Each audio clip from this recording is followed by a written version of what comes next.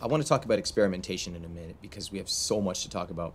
But you have interviewed a lot of these amazing, interesting people. You mentioned the Yale professor, and I know you've interviewed a ton of people. What are some of the patterns you've learned about people who are at the top of their field? Like one is, you just said they paint a lot of crap before they make it to the top.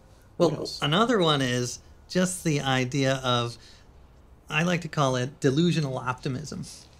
And I am a fan of it because you have to be a little bit delusional in any business when you get in there, because you've got to convince yourself this is a really good idea. Yeah. Because if you don't, then no one's going to pay attention to you. And I interviewed George Clooney once for Esquire, and he said, you know, when he got up to his philosophy in life is the same as he had when he was playing baseball, I think in college, maybe high school, where he'd say, he wouldn't think about whether he was going to hit a home run. He was thinking about, is the home run going to be to left field or to right field? And I love that. I love having this delusional optimism. You know, sometimes you're going to fail, but you have to have that idea.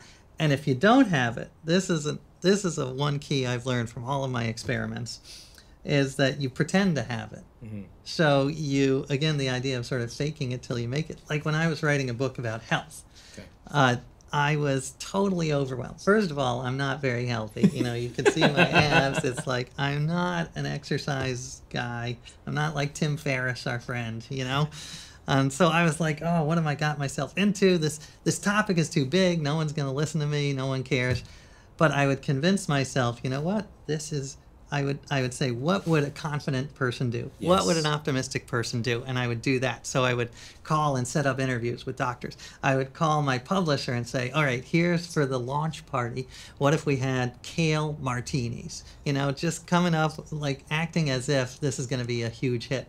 And after a couple of hours, I convinced myself, you know, you were able to get into that mindset, the momentum. You trick your mind and you become more optimistic and confident. I mean, you're pitching editors, you're pitching all kinds of stuff. And you mentioned that your failure rate might be 50%, which shocked me because from the outside, the idea is once you make it, it's just coasting along. And I think what you're sharing with us is that it never stops. Oh, yeah. You always continue having to grow, to pitch, to sell yourself and your ideas.